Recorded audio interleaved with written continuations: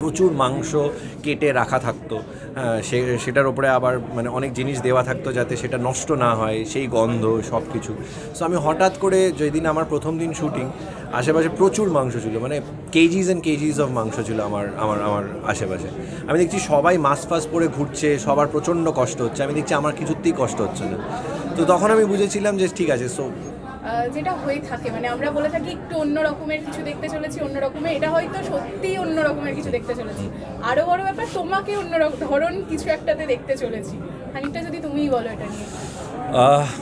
আমি চরিত্রটা নিয়ে বেশি বলবো না, তবে আমি যেটা বলতে চাই সেটা হচ্ছে যে আমি প্রচণ্ড প্রচণ্ড আনন্দ পেয়েছি এই চরিত্রটা করে। হ্যাঁ, I have done all kinds of characters যখন আমি থিয়েটার করতাম। তবে তথাদা যে আমাকে স্ক্রিনে এরকমভাবে একটা নতুন ধরনের একটা চরিত্র দেওয়ার চেষ্টা করেছে, আমি জানি না আমি কতটা করে উঠতে পেরেছি, কিন্তু আমাদের এটা একটা যৌথ প্রসেস ছিল আমার তথাদার। হ্যাঁ, মানে ইট ওয়াজ এ ভেরি ইন্টারেস্টিং প্রসেস, এবং সেটা করতে পেরে আমার প্রচণ্ড, মানে I am very very happy to have done something like this. আমি খানিকটা একটু আইসোলেশনে তো যেতে হয় এরকম একটা চরিত্র করার জন্য, একটু একা থাকতে হয় ইত্যাদি, কিন্তু একটা পয়েন্টের পরে সেটাও এনজয় করা শুরু করেছিলাম। তখন মনে হয়েছিল যে না, এবার একটু কাট অফ করতে হবে জিনিসটা থেকে।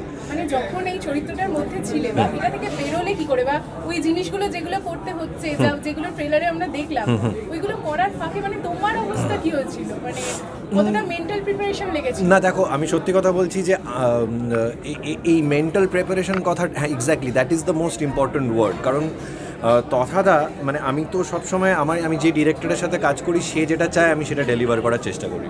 তো লাস্ট ইয়ার যেরকম ধরো মঈন আকদার সাথে যখন কাজ করছিলাম, মঈন আকদার প্রসেসটা আবার কমপ্লিটলি একেবারেই আলাদা।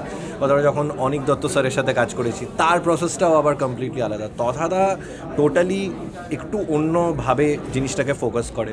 তথাদা প্রচুর ওয়ার্কশপস করায়, প্রচুর রিহার্সালস করায়, এবং মূলত আমরা দুজনেই যেটা ধরার চেষ্টা করেছিলাম সেটা হচ্ছে এই চরিত্রটার সাইকোলজি। কারণ দেখো, তার চুল, দাড়ি, লুঙ্গি, গেঞ্জি, সেই সব জিনিস তো মানে it's just the exterior of it, বাইরেটা। যেটা ধরার চেষ্টা করেছিলাম আমরা দুজনে সেটা হচ্ছে যে মানুষটা যেটা ভাবছে, বিকজ বিক্রম দার এখানে যে চরিত্রটি রয়েছে তার যে ফিলসফি, এই মানুষটি তার ঠিক পোলার অপোজিট একটা ফিলসফিতে বিশ্বাস করে। দুজনেই কিন্তু একই জিনিস, মানে একই জিনিসের জন্য লড়ছে কোথাও গিয়ে, কিন্তু তাদের পদ্ধতিটা আলাদা, এবং তারা মানে হি বিলিভস ইন দ্য মানে পোলার অপোজিট একটা ফিলসফি। সো সেই ফিলসফিটা কী, এবং এই যে তুমি এখন বলছো, ধরো যখন আমরা শুটিং করতাম আমাদের আশেপাশে প্রচুর মাংস কেটে রাখা থাকতো, সেটার ওপরে আবার মানে অনেক জিনিস দেওয়া থাকতো যাতে সেটা নষ্ট না হয়, সেই গন্ধ সব কিছু। সো আমি হঠাৎ করে যেদিন আমার প্রথম দিন শুটিং, আশেপাশে প্রচুর মাংস ছিল, মানে কেজিস অ্যান্ড কেজিস অফ মাংস ছিল আমার আমার আমার আশেপাশে। আমি দেখছি সবাই মাস্ক ফাস্ক পরে ঘুরছে, সবার প্রচণ্ড কষ্ট হচ্ছে, আমি দেখছি আমার কিছুতেই কষ্ট হচ্ছে না। তো তখন আমি বুঝেছিলাম যে ঠিক আছে, so the thing is going in the right direction. কারণ আমি রেগুলারলি নিয়মত মাংসের দোকানে যেতাম মাংস কাটা দেখতে। এমন নয় যে আমি রোজ বসে বসে ওখানে মাংস কাটতাম, নিজেই কষাই হয়ে গেছি, মেথড অ্যাক্টিং করছি, এসব কিছুই না।